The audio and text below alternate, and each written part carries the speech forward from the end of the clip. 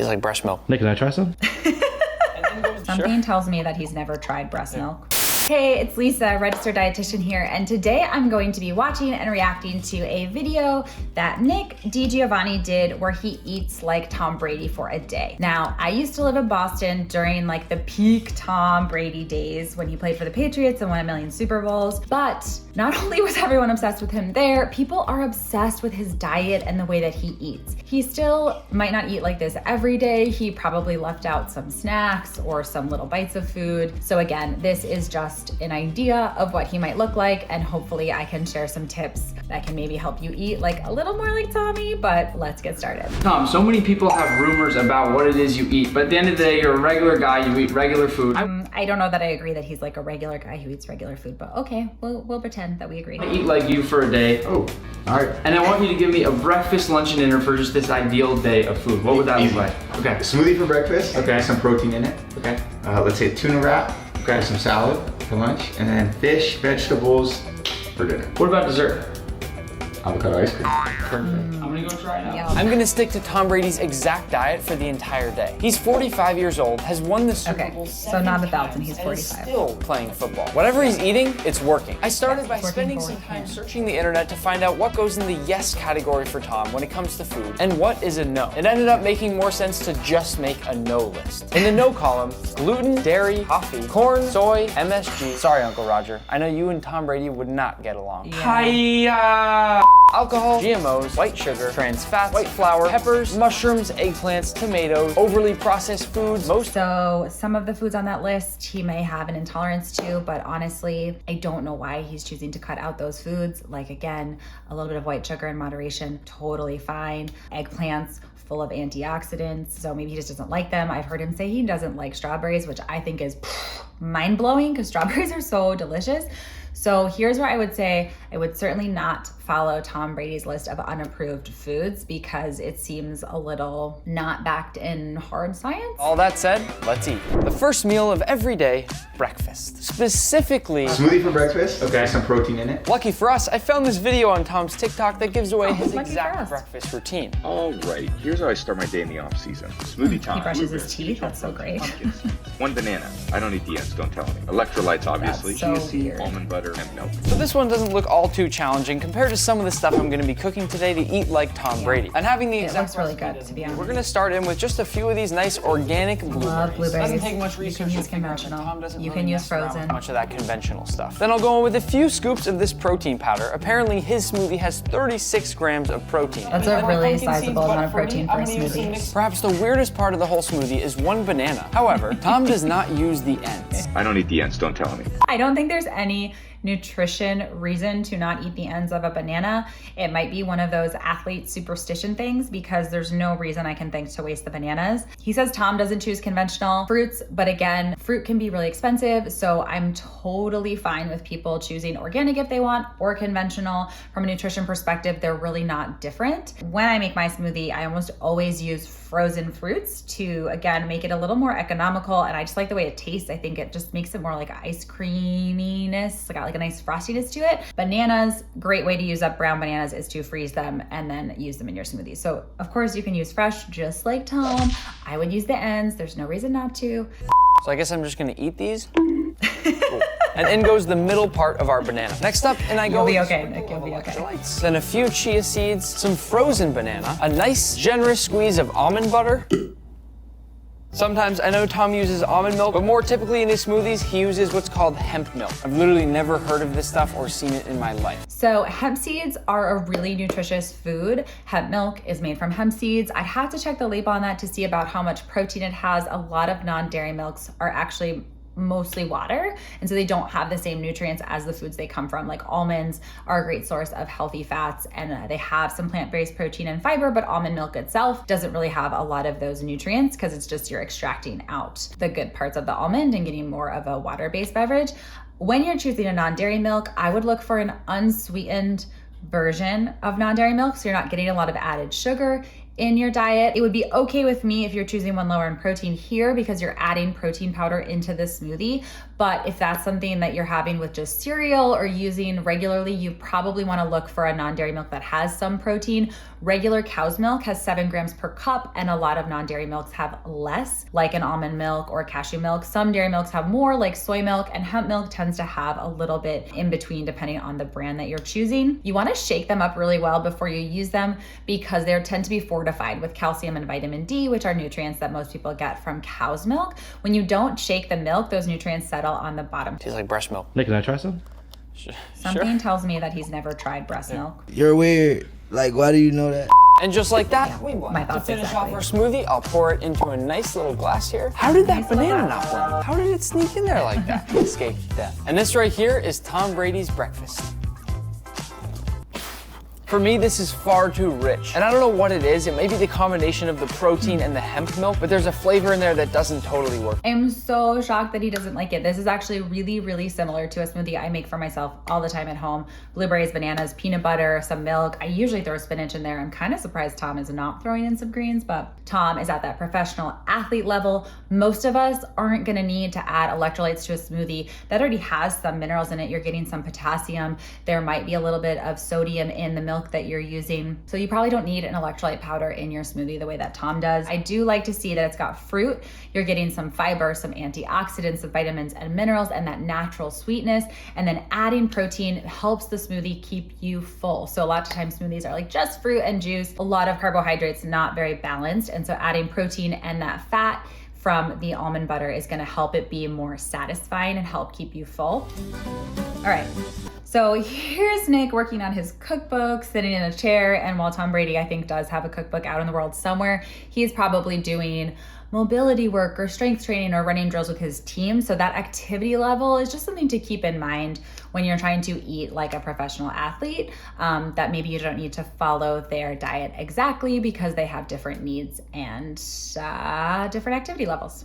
12 o'clock, time for lunch. Tuna wrap, grab some salad. We'll start out with the tuna wrap. Now, I love tuna melts, but that has cheese and bread, and the mayonnaise isn't made from avocados. Here we have grain-free wraps, avocado mayonnaise, and then some classic tuna and celery for a bit of texture. Tom pretty much seems to like any vegetable that's green. As I make this, I have to note the fact that there are two ironic things going on here. The first is that Tom did a Subway ad a while back all about bread, which he famously doesn't even eat. You even eat bread? Steph, it's a commercial. I do also want to call out here that he's using a canned seafood. Now, canned food often gets a bad rap, but I love that it is affordable. And in this case, with the tuna fish, you're able to get seafood into your diet in a way that is just a little more accessible and a little more affordable, which I'm sure is not the reason Tom Brady's choosing it, because he could go out and buy that whole, tuna steak that's going to cost $20 and sear it up. But before I dive into this Tom Brady tuna wrap, let's make his favorite side salad to go. Oh, a with. side to start salad, off the I kale love it. salad, I'll place down some paper towels, and the first step is making our crunchy chickpeas. I am surprised Tom Brady's eating, but excited that he's eating. Really accessible, really affordable, really delicious, especially when they get crisped up. But I like all kinds of chickpeas. It's one of my favorite. Only way to get them crunchy is gonna be to dry them off first, very well. Once our chickpeas are dry, I'll go over them with a bit of organic olive oil. You could use regular. Tom's chef uses in his cooking. And I'll go over them with a blend of spices. We'll give these chickpeas a nice little shake. Nice, and into love the to oven see they them go at seasoned. 400 Fahrenheit. Now for our dressing, into a blender with a half cup of raw cashews, 1/3 cup water, 2 tablespoons of organic extra virgin olive oil, or EVOO, 1 whole lemon, juiced and zested. I love the fact that Tom is using citrus zest in some of his food. I also love that Tom is using citrus zest in his food. It's a great way to add flavor. He's using a cashew-based salad dressing here, which is creamy and delicious and plant-based because we've already learned he doesn't eat dairy. But if you do have dairy, there's other ways to make salad dressings. And I always say this, if you don't have time to make your own, it may not taste as good or be quite as nutritious, but totally okay to use store-bought because unlike Tom, we don't have our personal chefs making salad dressing for us, which would be lovely, don't you think? But homemade salad dressings, I don't want to discourage anyone from doing it because they usually are pretty quick and do really elevate the salad. 1.5 teaspoons of grainy Dijon mustard. Wait, this isn't grainy. I mean, I I don't feel told like you you to have to grainy. taste it to I think know it's it's not smooth grainy. That's why I was laughing. You can just Get out. see it's You're not fired. grainy. 1 to 2 garlic cloves. That's I'm gonna okay. use just one You'll because still these are get pretty the job large. done. 1.5 teaspoons capers. 1/2 teaspoon pink Himalayan salt. If you haven't seen the new Osmo pink grinders, go get one. And last You but can not use least, whatever 1/2 salt here. teaspoon of maple syrup. On goes our lid, and we blend. I'm gonna leave the dressing slightly chunky, just for a little texture. Whoa, that is really good. I don't think I would leave it chunky. Now that our though. chickpeas are complete, That's fine. listen. And if you still don't believe me, we're ready to assemble our salad. First, I'll go in with some baby kale. Next, in we go with some baby romaine lettuce. And then I'd say it's kind of an interesting choice by Brady, but in with a few raw Brussels sprouts. Then he also adds in a few radishes, which I will say were my favorite food as a kid. Interesting choice by Brady. If you're gonna put raw Brussels in a salad, I would just shred them really finely because Brussels sprouts are like mini cabbage. So a half of a raw Brussels sprout seems like an aggressive bite to get. But having some shredded up Brussels could be really nice. Pretty weird food for a kid to like. And all over the top of this goes our crispy, crunchy chickpeas, all finished, of course, with our delicious, creamy cashew dressing. That But keep looks in mind, really when I good. say the word Minus creamy, the raw there's no dairy. All we have left is tossing the salad. I know how to toss a good salad. I knew there was gonna be a What we salad have for tossing lunch, joke. eating just like Tom Brady would, is this seemingly simple tuna wrap, and of course, this salad, which I will say I'm really excited to taste. Because this has been sitting out for quite some time, I'm gonna try this first. I don't think he likes Not it. good. This right here is the main difference. Whether you like Hellmann's or Duke's or Japanese mayonnaise, I don't care. They're all better than avocado mayonnaise. It doesn't have that same creaminess. I do think that using a mayonnaise that you actually enjoy, so I think there are some decent tasting alternatives to the classics, but having one that you enjoy is really gonna help make the tuna more delicious, and it's not really gonna like drag the whole nutrition quality of your meal down. For the salad, that is a salad I would eat all day, every day, 365 days a Agree, year. without Tom's trying it. breakfast smoothie game is somewhere around here. His sandwich game, maybe somewhere in the middle. But his salad game is off the charts. The other thing too, that was a pretty big time to not have a snack. A lot of people are unable to eat dinner at 5:30. They might still be commuting or haven't even made it home yet to start cooking. So having an afternoon snack, even though Brady didn't mention one, can be a really great way to, one, get some extra nutrients in your diet. If you're grabbing a piece of fruit or some nuts, it can help sustain you till dinner. I think a lot of times people undereat throughout the day, get home to dinner, and end up overeating dinner because it's too late, or they've sort of gotten to this ravenous point of no return on the hunger scale. So I would recommend a snack here, probably, instead of just, hanging out in a chair for 4 hours, but that's just me. Time for dinner. Fish, vegetables. He left this one quite open-ended. Based on what he said, dinner could be the exact same as lunch. But I did some research to find his favorite fish dinner, which happened to be a cod and salsa verde. To start with the salsa verde, go into a food processor or blender with 2 tablespoons of capers, 4 anchovy fillet. Anchovies are one of the healthiest foods you can eat. They are high in omega-3s. They're, again, affordable, another canned fish. So love to see them added here. And oftentimes in dressings and sauces, we don't notice them the same way we might on a pizza. So if you're like me and you don't really love the taste because they're a little pungent, you might actually enjoy them in like a pasta sauce. 2 cloves of peeled garlic, that was 3. 1 teaspoon of Dijon mustard, a splash of sherry vinegar, nice big squeeze of lemon juice, and a 1/4 cup of olive oil. Now we'll pulse this up and Oh, he's using regular, not organic And we now. go with a bunch of mint leaves and also a nice handful of parsley. And we want this almost to look like a chimichurri, so I'll pulse this up once again until it's reached the consistency that I like. Once complete, I'll set this aside, and because Tom asked for vegetables on the side, I'll make a simple side salad using these cucumbers and orange. Into a bowl, I'll shave some of my cucumber into these nice, beautiful ribbons. This is a really easy way to make a really pretty salad. Once I we agree. turn the cucumber into ribbons, That we'll is add in impressive. some orange zest, then squeeze over some orange juice to give us our nice dressing. I'll add in a few bits of fresh tarragon, as well as some nice fresh dill, and finish it off with some pink Himalayan salt. Like I said, Brady seems to love everything green, and so that's how I'm gonna eat. I'll add in just a little bit of baby spinach, then toss this all up to marinate and set it aside. That looks like a really nice salad. He's getting fancy with the cucumbers, but it's still a simple preparation. We're getting that freshness and acidity from the orange juice. And we've, again, made our own little homemade dressing. But like Brady said, any vegetables will do. We'll simply cut a nice portion, only the nicest for Tom Brady. Then I'll coat the entire piece of fish in organic avocado oil, making sure the entire thing is well covered. And I'll finish it with some fresh cracked pepper, as well as some nice pink Seasoning the Himalayan fish salt, here, which Tom mixing seems it to up. absolutely love. To cook our cod, into a pan with our avocado oil, and once it begins to shimmer, in we go with our fish. If you're trying to get a golden brown crust on a fish, just leave it and let it do its thing. If you touch it and try to move it, that's when it gets messed up. Once our fish is nice golden brown, we flip. It's not the best sear I've ever seen, but frankly, it's not easy to get a perfect sear on a piece of fish like this without a touch of flour on the bottom. To plate our fish, if you're not like Tom and you eat gluten, or even if you eat gluten-free, you could use gluten-free flour. You could absolutely add some flour to your fish to make it crispy, delicious. Right next to it, I'll pile up my salad and finish it off with a nice last touch of orange zest. Does not look like enough food for me, let alone Tom Brady, who's bigger than me and way more active than me. I've got everything on one bite here. Down the hatch it goes.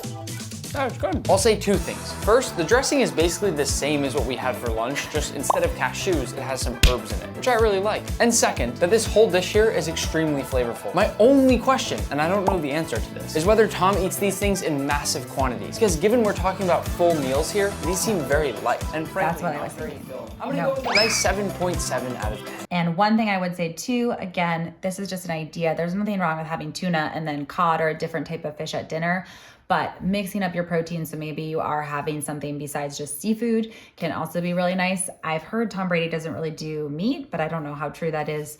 But yeah, this doesn't really seem like enough food for most people, let alone a professional athlete. Even in bigger portions, it's still just really light. So I would add cooked potatoes, I would add bread, I would add pasta, I would add like, oh, this yummy like risotto side dish, something. You gotta have like a little something to fill yourself up there. It's lacking one or two things I would have liked. For instance, that nice flour coating on the cod to give it a really nice crispy golden brown crust, which we're only 50% of the way there on. Otherwise, happy with this dish. And now, my favorite meal of the day. For dessert, we're having Tom's favorite. Avocado ice cream. Question is, will it be my favorite? The great thing about making this one is that I literally just made avocado ice cream with Tom. 28.3. Tom and I played around with the numbers a bit, but we'll stick with the real recipe today. That's pretty cool that he got to make avocado ice cream with Tom Brady.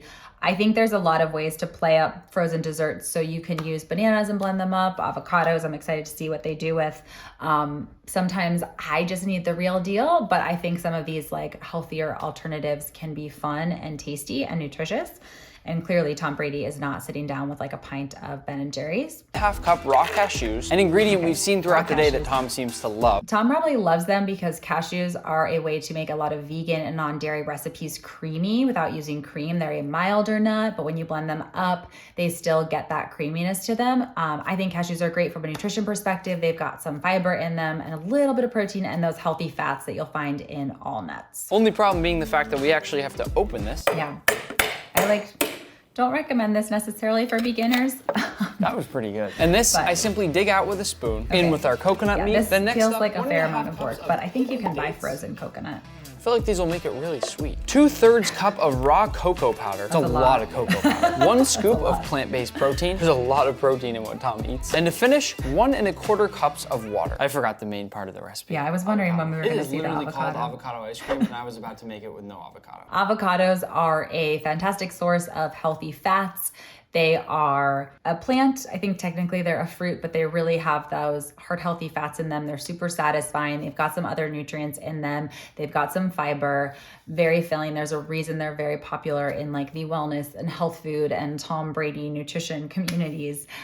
They're also just so delicious. I'm picking one that I'd say is about medium size. It only makes sense that our final recipe of the day also has a blender. There was a blender in everything today. We're left with a paste that looks somewhat like chocolate cake batter. It smells exactly like bitter chocolate brownie batter. To spare you the waiting, I've already made a batch ahead of time. It's pretty insane to think that this can come from this. It's time to taste. One thing I'll say is that it's already melting a lot. I'm almost a little nervous to try it. Here we go. Oh my gosh, do it. The best way I can describe it is that it tastes healthy, but it doesn't have any of the weird aftertaste that I had in the smoothie from earlier. For most people, if this had sugar, it would be perfect. You would have no idea that there's avocado in it. So super interesting that he thought the dates would make it too sweet and now he wants to add a little bit of sugar to the ice cream. I actually think if you really wanted to enjoy this as a dessert, you could certainly put a little bit of sweetener, even white sugar, into the blender, maple syrup, whatever you want. Healthy desserts can be great. I think they can also just be a little too healthy. And so maybe we just need regular ice cream since we're not Tom Brady. It's 6.8 out of 10. I don't know why, but that's the final rating. And for some reason, I feel like going and throwing a football. You guys want to play some football? Overall, I thought Nick did a great job following along with what Tom Brady supposedly eats in a day. I think his diet is a little restrictive. I liked more than I thought I might, just knowing what I know about Tom Brady's diet. So like I said, too restrictive, a little too many rules for me. Thank you so much for watching. This was fun for me. I hope you enjoyed and learned a little something. If you want to learn more about nutrition, like and subscribe to Healthline's YouTube channel. I'll be there chatting all things nutrition, reacting to more recipes, and seeing what more tidbits we can dig up for you. See you there.